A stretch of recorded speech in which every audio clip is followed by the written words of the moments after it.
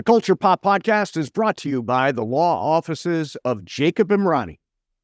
Accident or injury, call Jacob Emrani. Call Jacob. Hey, it's Mase. If you or a friend or loved one is injured in an accident, the first person you should call is my friend Jacob. When I did this, Jacob was great. He helped me by talking through the next steps, which really put my mind at ease. When you're injured in an accident, you got to have an expert. That's why you call Jacob, just like I did. Call Jacob, 844-24-JACOB. That's 844-24-JACOB, or visit calljacob.com. Call Jacob. Hi, everybody, and welcome to the Culture Pop Podcast. I'm Steve Mason, along with Sue 𝐤𝐤𝐜𝐿𝐤𝐻𝐿, and this is the show where we talk about everything happening in the world of pop culture. Great show today. We got actor Michael Beach, who's going to join us. He's got Tulsa King, Perfect Couple on Netflix, Mayor of Easttown. He's got everything. He's got everything. And we're going to do an Emmy recap, too, because the Emmys were on Sunday night. Sue, I believe you just made a big trip. We had your big summer vacation. Where'd you go? I went to Martha's Vineyard. Yeah, that's where fancy people go. In my mind, that's where all the fancy people go. It's pretty fancy. And then we went to Nantucket for a day. And that's really fancy. Oh, is that right? More fancy. So what do you do there? What were you doing? Oh, just hanging around with rich folk? Friends of mine have a house there. So fancy. I guess they're rich folk. We did, they live really close to the beach. Right. And they live close to this unbelievable pond where there's a dock that you walk down. Right. And you just, and you just jump in the water, and it is clean and clear and not real cold. And It's giant. I never swam in a pond. I've swam in lakes, but I've not swum a in pond. lakes. Yeah, I've never swam in a pond. Swam. So it was exhilarating. So I did that a couple of days. We walked along the beach. We took a bike ride in Nantucket. We went to this amazing museum, the Whale Museum. Okay. And it's just very historical and all these cool artifacts and just the history of whaling in that area. Sure. Big American Indian presence. And we took a bike ride, ate amazing food. We went to see an improv group the last night we were there. Really? Yeah. And how were they? They started off kind of strong, and then it kind of faded, and we were really hungry because we were gone all day, tooling around the island, and we were exhausted. We didn't have dinner. So we said, okay, well, we'll go to the improv show and then we'll have dinner after. So we left early, and I kind of felt bad because I didn't want them to think we left because we didn't like it. We left because we were hungry. Right. So now I get that. Now, here's my question. Did they do the thing at the improv show where they say, okay, tell us a profession? Did they do that thing? Oh, they always do that. Yeah, it's because I'm the guy that always says, a proctologist. Now, is that hacky? Is that hacky? Yeah, a little bit. That's what I was going for. That's what I was going for with that. Yeah, and then we went to an alpaca farm and we pet alpacas. Well, now, what's the point of an alpaca? I've got a friend. My agent has an alpaca. They're wool. Yeah, but my friend has an alpaca, and she goes to see it like every couple of weeks, and eventually they shave all the hair off, and I guess they make coats or. Well, they make everything. Carpet or what? Well, they make socks, they make gloves, they make hats, they make sweaters. But you never take an alpaca and stick the head on the wall like a deer. You never do that. Oh, okay. It's just I don't think you eat them either. I don't know the alpaca scene. I don't know. These days I hear you can eat just about any household. Just about pet. anything. Yeah, really. I know. Anytime anybody walks by the house, I hide Maxwell. Oh, I know. Somebody goes by with a fork and knife and a little napkin. I'm like, guys, in the house. Yeah. All right. So you watched the Emmys? I did. Now, this is, I love this because we're doing this on Monday, the day after the Emmys, and it's coming out on Thursday. So it's really timely that we're doing this, our Emmys recap. What was your overall take on the show? I thought it was one of the best Emmys. Really? Yes. I thought that the hosting pairing, Eugene Levy and Dan Levy, was brilliant. Yeah. They have a great rapport with one another. They're both quick on their feet. There was nothing hacky. I thought it was I just thought the whole show was very classy. Mm-hmm. I thought the jokes were great. I thought the presenters' jokes were funny. They were. The presenters' jokes had really good sketches to them. Great stuff. I mean, nothing was like cringeworthy. Not a couple of little political mentions, but nothing egregious. No. Candice Bergen was hysterical. Oh, yeah, she was great. There were great surprises. Yep. I thought John Leguizamo's speech was John Leguizamo, the amazing speech, yeah. It was great. It was important. It was impactful. It wasn't preachy. He also had some humor in his speech. Yeah, yeah. And I love the introduction, the themes of your favorite doctors, your favorite coaches, your favorite moms, your favorite dads. Yeah. I thought that was great. I thought it was just a really, really great show.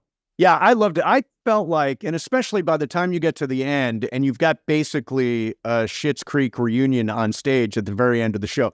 Hey, I love Schitt's Creek. And I thought this whole show had kind of it was funny, it was clever, and it was a little bit golly gee. And I thought it was a little bit golly gee, we love TV.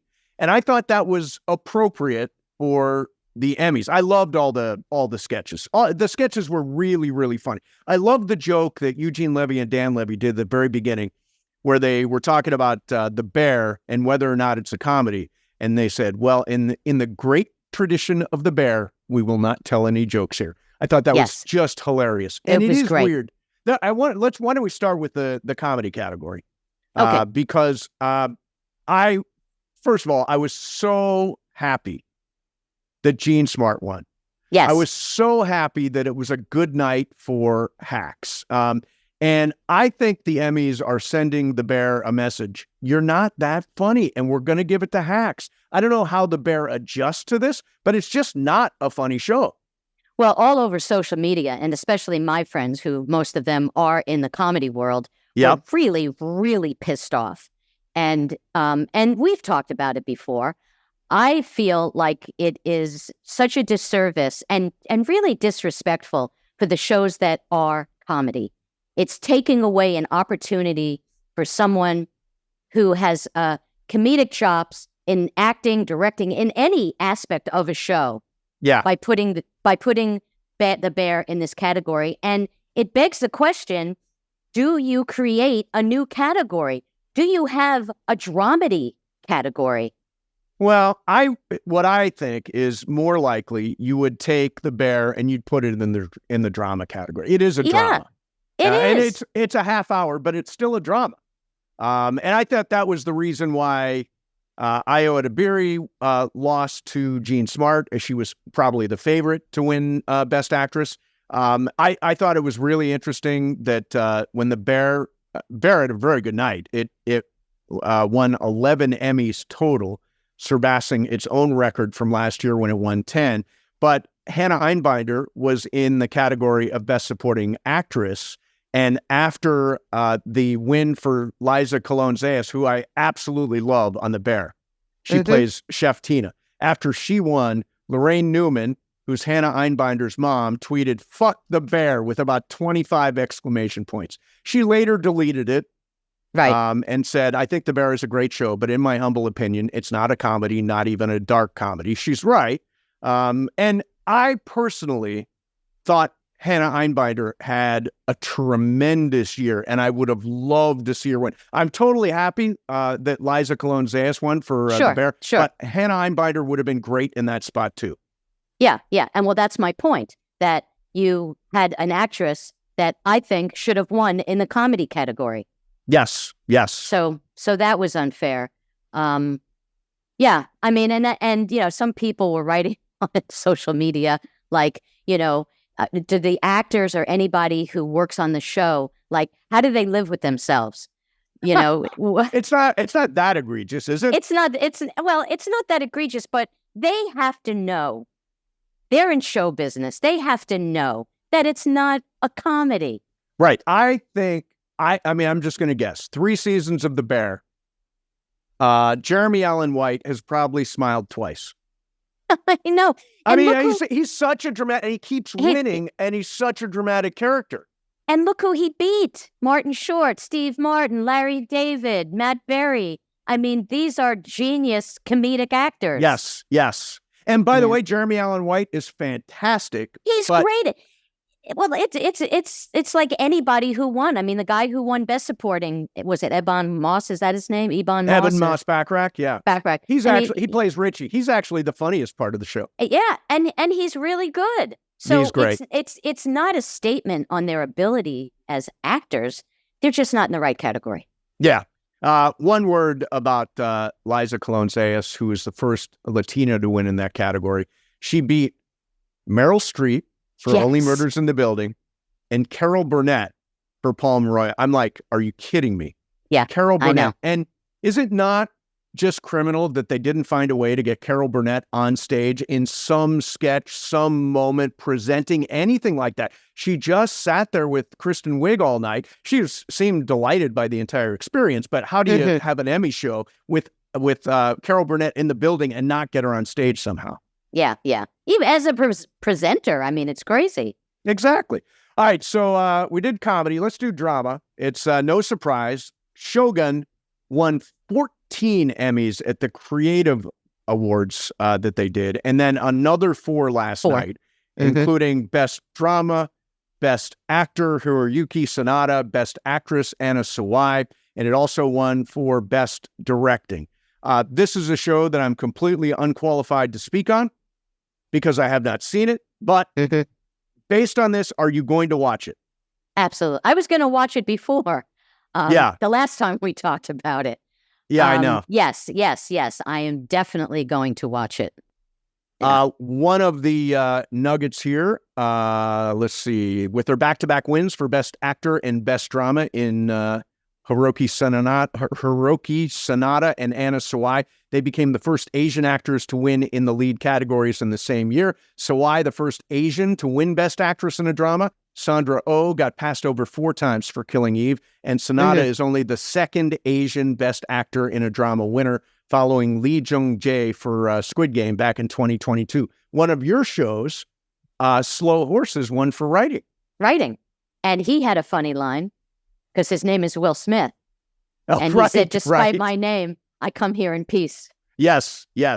That was very funny. Let me see. Let me rattle through some of these because I see our guest is online. Elizabeth Debicki won for Best Supporting Actress for playing Lady Diana on The Crown.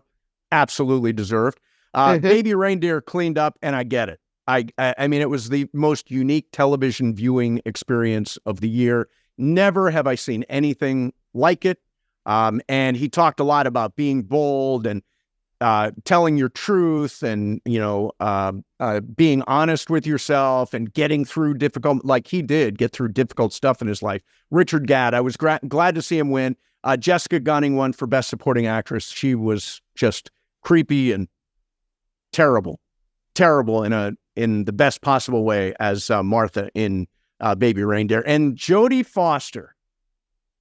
I love the big standing ovation for Jodie Foster. She was so good in True Detective. Yes. I have one thing to say before we bring our guest on. Yes. Not one network television series won. Wow. It's over. Pull the plug. Networks are done. Well, they've been done for a while, I think, right?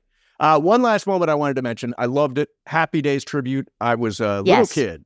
Watching Happy Days back in the day, grew up on the Fonz and Henry Winkler, knocking that song at the jukebox and getting the song to play. I thought was like one of the really cool moments of the night. But all around, I thought a great show, really entertaining. As I said, it was kind of golly gee, we love TV. We love our detectives and our coaches and our moms and our dad, like all that's I loved. I dug this sort of nostalgia that went along with it, and it made me laugh a lot. And my friend Carol Leifer, who wrote on Hacks, won her first Emmy after being nominated for Seinfeld and Curb. Oh, wow. She won her first Emmy last night, so very excited for her. That's great. Well, here we go. Our guest today is one of the busiest actors in the business. He starred in movies like Waiting to Exhale, One False Move, The Abyss, Shortcuts, If Beale Street Could Talk on television. He's appeared on ER, The Third Watch, Stargate Atlantis, The Blacklist, Law and Order. It goes on and on. 3 shows right now. Mayor of Kingstown, which just wrapped up season 3 on Paramount Plus.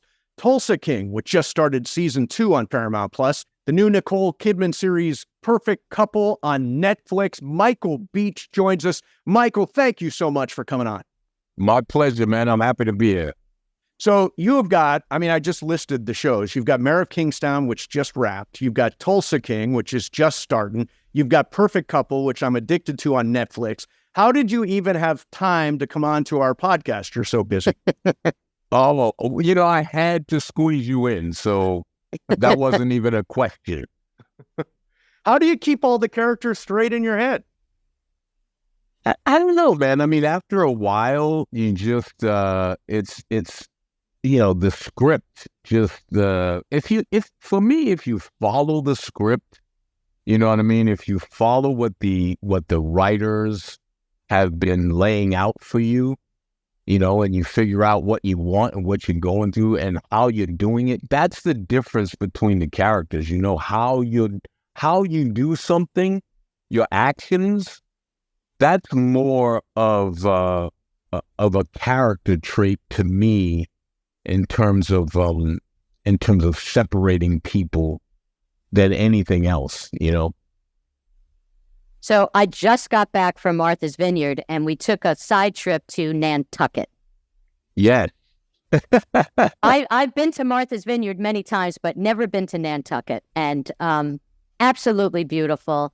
When you're choosing to take a role, how much does it have to do with the location of where you're going and how long you're going to be there? Well, just to be clear, I have also never been to Nantucket. It wasn't shot there. What? No, it didn't shoot in Nantucket? No, because the logistics of trying to take a ferry over all the time and where to put all the trucks and it would just be nuts. So there's no way we could do that. So we shot in Chatham. Oh, okay. Which is also obviously very beautiful and right on the water, and so it was lovely. But location-wise, really has almost nothing to do with why I choose something. It's always for me about the script and the people, who's in it, who's directing it, but mostly the script. Yeah. So you've got multiple shows now with Taylor Sheridan, Mayor of Kingstown and Tulsa King, and he's become one of the most prolific producers in television with those shows and all the Yellowstone saga. What's the secret, do you think, to Taylor Sheridan's success? Have you dealt with him personally? Why do you think his shows connect the way they do? Well, he's an extraordinary writer. He used to be an actor. Well, he still acts, I guess, from time to time on his own show. But he's just got in touch with gritty, a gritty reality, and he's very, like, the reason I was really interested in Mayor was because I saw Sicario. Oh God, what a movie. Yeah. And my God, the writing was insane. The movie, like you say, the movie's incredible. And so I thought, okay, I've got to be involved with this guy. And oddly enough, I never met him before then, but he was just leaving the Sons of Anarchy when I was coming on. So we actually never got to meet in person.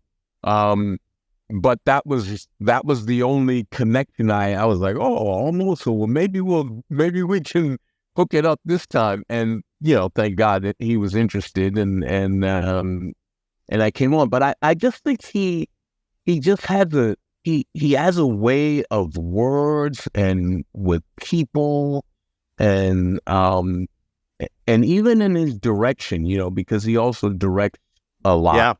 Yeah. He doesn't, at least with my connection with him, he doesn't say much, Yeah, I think he's smart. He only says stuff when you're not giving him what he wants. You know what I mean? If you're giving him what he wants, he doesn't say anything. So to a lot of actors, no news is good news. Yeah. Yeah. But to a lot of actors, it could be like, oh shit, what is he? Does he hate what I'm doing? He hasn't said anything to me, but he literally is everything's good. He barely even talks. Yeah. So you've played your share of detectives, and I'm curious as to have you hung out with detectives in kind of developing your characters? Have you done ride-alongs, and is that something that you've done? Well, it's weird. I did the first ride-along I ever did. It was for Beat Cop, though, because this was back in '86 or '87.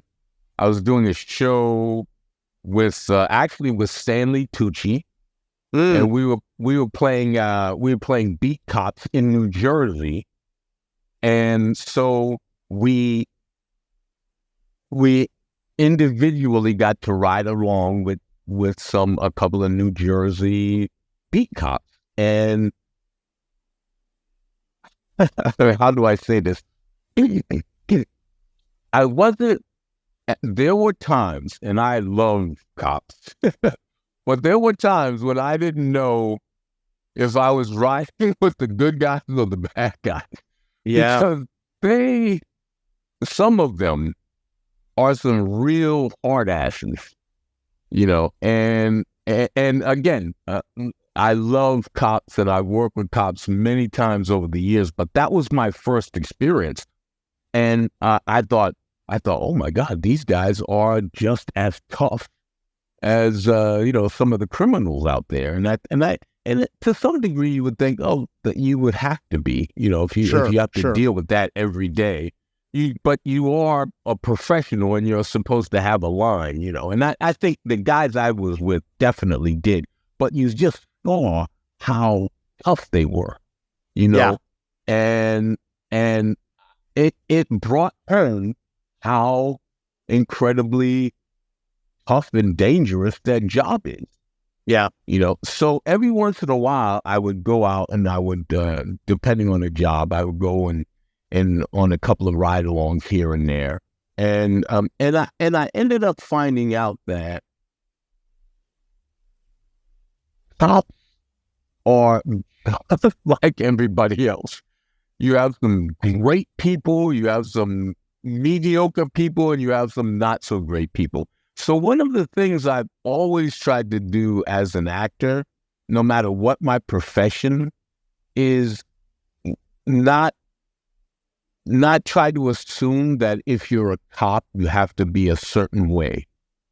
Or if you're a doctor, you have to act a certain way. Or because they're all individuals, and they came from different places and different backgrounds. So instead of trying to focus on what a doctor would do or what a cop would do, I just figure out what this person is and try to deal with the information that's given to me by the script, and deal with the the situations that they come up with. I wanted to share that I did a ride along years ago. A friend of mine was a volunteer sheriff, and he asked me. I was working on a show with him. I was a producer. He was an editor, and he said, "Do you want to go with me on a ride along?" I was like, "Yeah, absolutely." And we went. We were in Hollywood, and it was like 10 o'clock at night to like 2 o'clock in the morning, and he pulled over a woman who did a slow roll on a stop sign. Right. So then he said to me, "Come out. I want you to come out and give me your take on what's going on." And I was shocked. He actually said to me in front of her, "Should we give her a ticket or should we let her go?" Oh, wow. What did you say? I said, "Let her go." Of course. And then he gave her a ticket. Yeah, just kidding. And gave you a ticket too. Yeah, really. and then made me walk home. Right. So you work with Stallone on Tulsa King, and he's like the great action hero of my lifetime, all the Rockies and all the Rambos. And I read a quote of yours. He says, "It's weird, the idea of going toe-to-toe with Sylvester Stallone. You never know if he's about to punch you or something, that character, because he's always knocking people out." Now, he does play a badass on this show. I'm trying to remember, in season 1, did your character have you play You play the guy that becomes the guy who's right, exactly. Do you ever have a confrontation with Stallone? Oh yeah, I do actually. I actually follow my son to their bar, right? And they don't. Stallone doesn't know who I am, and so Tyson, the character that plays my son, he comes up, he talks to me. Stallone moves up, and Stallone and I have like this mano y mano, like, hey, what are you doing? Hey, what are you doing? And it was when they took the bat and they had the fight with. Oh right, yeah, you're in the fight. I totally forgot about that. Yeah. And I come with them, and I end up saying, "Well, listen, I'm coming. If you guys are going, I'm coming. Because if this is the crew you're going with, you need all the help you can get." Yeah. But the scene prior to that, when I'm standing face to face with Stallone, and you never know, and it comes from that scene really that I don't know if he's gonna knock me out or if he's gonna accept me. And for me, like you, he's just like the quintessential 80s, 90s, just badass. I came across a nugget. He has had a #1 box office hit in 6 different decades. That's insane, right? How many people can say that? I mean, what Tom Cruise maybe, Schwarzenegger maybe, but it's a pretty limited group. Probably not 6 with Schwarzenegger, maybe 4 or 5, but 6 is a lot, dude. It is a lot, So, but it was just an honor for me to be looking across and knowing that I'm actually doing scenes with Sylvester Stallone. That was ridiculously cool for me. And what I met him a long time ago, and he was very, very funny. What I remember of him, and very gracious. And the story he told was that people would come up to him and just try to provoke like a fight with him, like he was Rocky. And we were at a ski resort, and he was saying that he was by the ski lift, and these guys came over like trying to fight with him, and he looked at them and he said, "I'm not Rocky. I just came here to ski." Right. I can imagine, because the things that people have done to me in various situations. I mean, that's Stallone, and so you could think of some drunk, kid thinking, "Oh yeah, I can't wait to tell my guys I kicked Rocky's ass." I mean, But yeah, he's just he is a funny guy. He's a personable guy. A lot of the people on the show are kind of new, like the crew that he has in Tulsa. About 3 or 4 of them are new, and I think like 2 of them had never acted before, or were very, very new, fresh, like 2nd or 3rd job. And he was always trying to give them a better line, a little tag line that was kind of funny or humorous, or, well, hey, why don't you try to say this, or, say that, da-da-da. And he was always just looking to make the scene better, make it, obviously he's a writer, he's a director, and a big producer. So I think the idea is that he really wants the material. He really wants the whole project to be good and not just himself that shines, So you're doing Perfect Couple right now, which I'm in the middle of, so we won't spoil it. We won't spoil Okay. it. But before you read this, if you went through the script without knowing the end result, who did it, would you be able to figure out who did it? Or is it so tightly woven? Because I have no idea. It could be any of 5 or 6 people. Do you have that sense? Could you have figured it out? No, I'm not, dude. I'm not that smart, man. I'm really. That's why I'm an actor, But I thought the writing was really, and what's so funny about the show is the writing, of course, the directing and the acting, but the writing and the editing is so good. I mean, it really stands out, because we're jumping back and forth in time, and without any what is it, a cryon underneath? Yeah, not telling you what year it is, what month it is, nothing like that. Yeah, right. And it's not confusing to me anyway. I mean, and to be honest, I haven't seen the last two yet. So I don't even know who the killer is. Wait a minute, you really don't know who the killer is?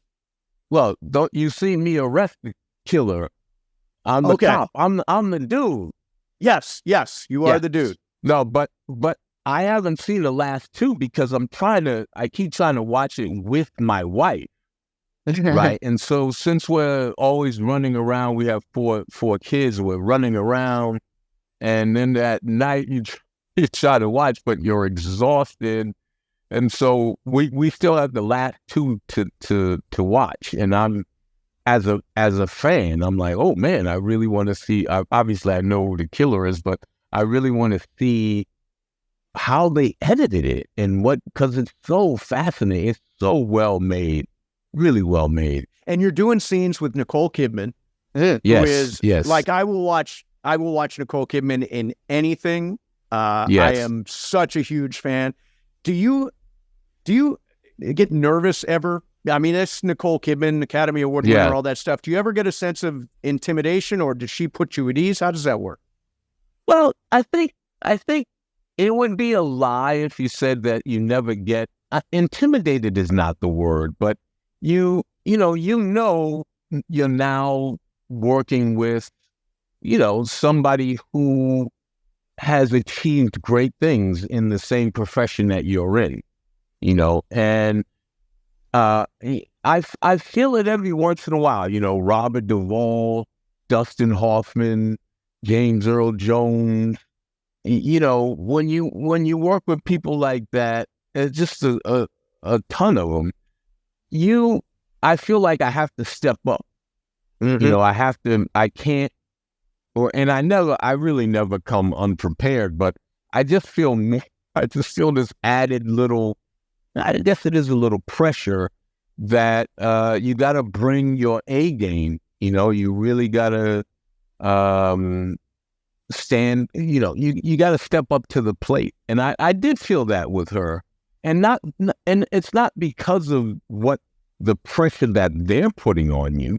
She's a very sweet, very kind person, so it has nothing to do with that. It's just, it's like Stallone, working with Stallone, and I'm sure if I was a baseball player and I was playing against Hank Aaron or Babe Ruth or somebody like that, it would, it would affect me. So it affects me, but I'm not intimidated. I'm just aware, if that makes sense. Yeah.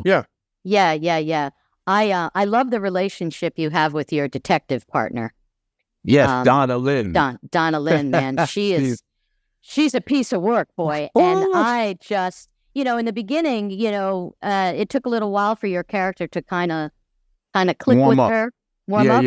Yeah. And then it was just such a fun relationship to watch. And what was it like getting to know her as an actress? I'm working with her. Did you guys have chemistry right away? Yeah, we did. But Donna Lynn is just the sweetest person around, and she comes from a comedy, musical theater type thing. And I love it. She would try anything. I mean, she would try anything. And a lot of times, Suzanne, the director would have to say, okay, Donna Lynn, okay, bring it back. And, she's like, hey, okay, you got to tell me whatever, because I'm going to go for it. And she did. And I think because of her, that duo is really fun to watch, and it was really just me bouncing off of her. She had the energy, she had the chops, the timing, all of that stuff. And we really clicked in person. And it just was nice that it that it just kind of spewed onto the camera, you know? Well, she had that kind of Boston, like that Southie energy, you know? I don't know where she's from. Well, I think she might be from New York, but she definitely, that was she worked on that accent. So she's not from Massachusetts. So I went through your IMDb page, which is very impressive. You've done so much amazing work over your career. And I wanted to ask you about one film in particular, which is If Beale Street Could Talk. Yes. Which I think is one of the best movies of the last decade. I absolutely love that film. Thank you. And you've got a scene in it where you're all in one. It's like Regina King and Anjanou Ellis-Taylor and Brian Tyree Henry and Coleman Domingo, all in like one big room in sort of this big confrontation.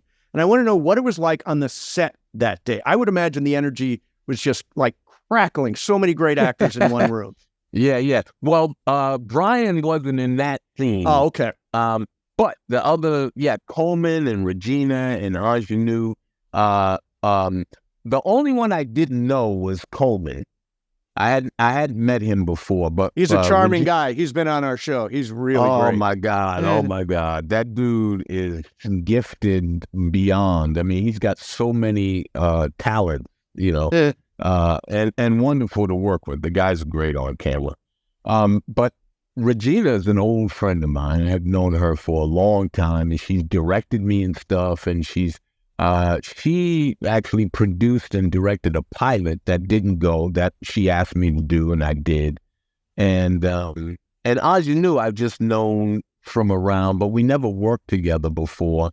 And, you know, obviously two powerful actresses, and Coleman was great. The editing was cool because there's no attitude, there's no ego, you know. In fact, I remember Anjanou, she kept thinking, you know, am I doing it right? Am I, you know, and it was killing it. And it was like, oh, you know, are you kidding me? You're killing it, you know. So it was a blast, man. I loved working on that show, on that film, and the opportunity to work with such great people, and I look forward to doing it again. I mean, Anjanou wasn't really as well known to the public. Of course, now, you know, it's a different story. She's really moved on, and I would love the opportunity to work extensively with her, with any of them. Obviously, it was a great set. It was a great set. Yeah. You know, in all your travels, I know first of all, I know that you're a Juilliard graduate, and in all your travels of working with actors, because some actors have never gone to acting school, some are trained in Meisner or Stanislavski, whatever. Can you tell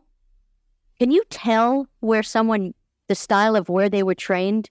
I'll add a follow-up to that, because I think you went to Juilliard, and Liev Schreiber, who's one of your stars in Perfect Couple, is from Yale, and apparently there's a rivalry between the two, yes? Right. Well, it's funny when I'll deal with Liev first. When we were doing a scene in the first scene where me and Donna Lynn are with him, he comes into our crime scene and he's handing out, you know, little coffees or whatever they are. And so at the end of the scene, there's supposed to be a little button, you know, like one-upmanship, right? And with the way we shot this, it was however it was written, we would do that, and then let's see what else happens, you know, because maybe we'll find something else that's better. So that was fun. That's fun as an actor. And when Liev found out that I went to Juilliard, that's when he was like, oh, Juilliard. Then he brought it up. He goes, yeah, I remember you guys. And it's, and he brought up the rivalry. So anytime we were shooting that scene, and then in the future too, the other scenes, but he would go, you got me, Juilliard. Well, it was actually pretty fun because it was all in jest. But when we went there, and I'm a little older than he is, so we weren't there at the same time. But when we went there was a pretty good rivalry. It was like, well, who's the best? What's the best school? I mean, deep down, everybody knew it was Juilliard, but but that was actually very fun, very fun. And to answer your question about can I tell, sometimes you can, and it may have to do with the questions that actors ask, when we're rehearsing.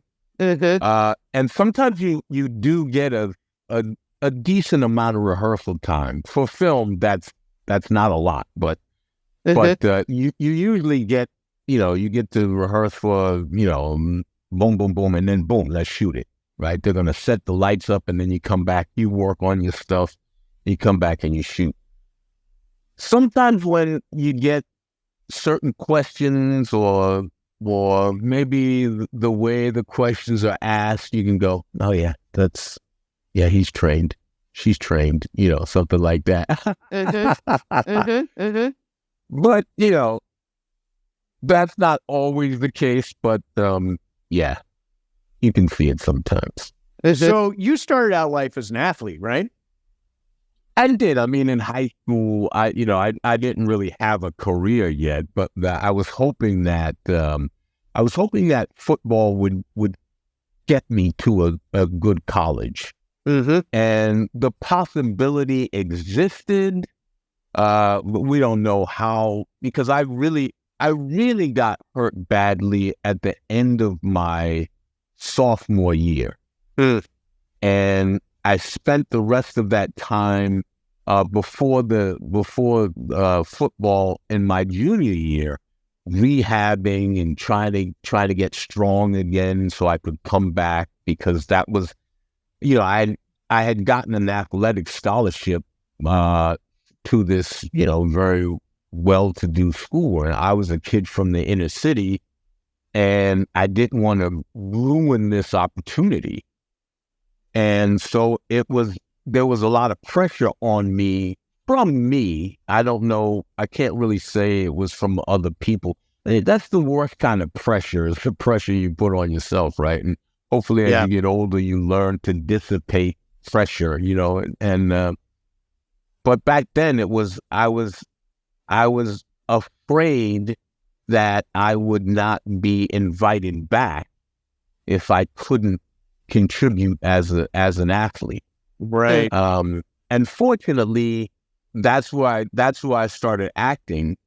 And I was always a fairly personable guy, and and I think in so many professions that's very helpful, and it helped me at this school. It helped me with the teachers, and whatever I was lacking academically, and I was lacking academically, trust me, my math and all of that stuff was terrible, is that I was able to converse. I was able to have a conversation and ask questions and find out and try to, so whatever I was a little, had a little deficit in, I think the ability to have a conversation and ask questions and try to find out how I could do something better was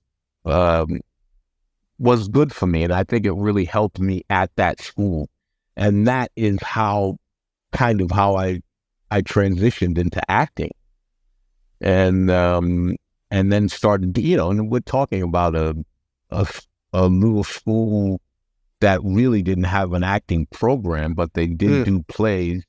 And I did plays with them for about 9 months before someone said, "Hey, you should audition for theater school." You know, and I thought, well, what is theater school? what is that? You know, and so they gave me a list of schools, and Juilliard was one of them. And I said, okay. And I, worked with some guy, and we put some scenes together. And I ended up auditioning for about 3 or 4 schools, and I got into all of them. And I was like, wow, well, which one should I go to? And they were like, what? Dude, you got to go to Juilliard. So I was like, okay, I'll go to Juilliard. Circling back to football, I'm curious, are you still a football fan? Do you follow? Are you a Patriots fan? You know what, dude? I was only a Patriots fan when my mother was alive. She loved the Patriots. And so I loved the Patriots, but only when she was visiting would I sit down and watch with her from time to time, or when I was visiting her. But, it's weird. As soon as I went to Juilliard, we had no time for anything. I mean, nothing for 6 days a week. And so I quickly stopped watching football on the weekends because I was working, or I was in the rehearsal or whatever. So, and that just kind of stuck with me. And I actually never went back to watching sports. Wow. I make my living doing that too. Really? I'm on ESPN out here in LA. Are you in LA?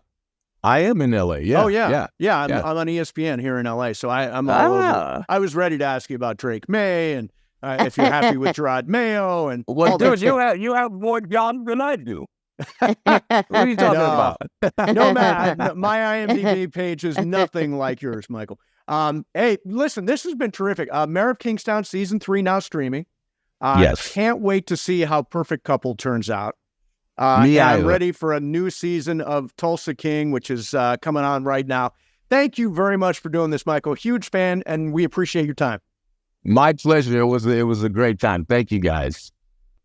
All right, there you have it. Michael Beach joining us. When I see somebody with an IMDb page that long, Sue, you know what that tells me?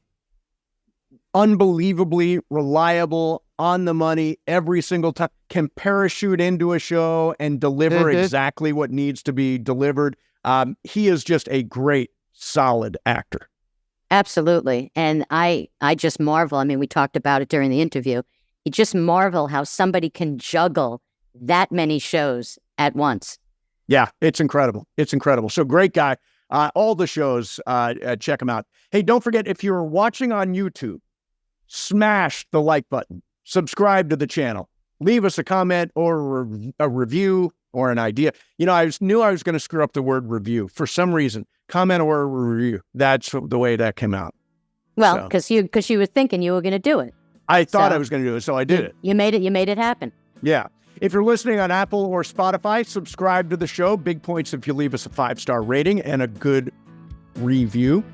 And if you've got a friend that would appreciate the Culture Pop Podcast, tell them about it. We're always looking for more viewers and more listeners. Sue, it is great seeing you. Nice to have you back after a great vacation and great show today. Appreciate everybody watching, and we'll see you next time on the Culture Pop Podcast.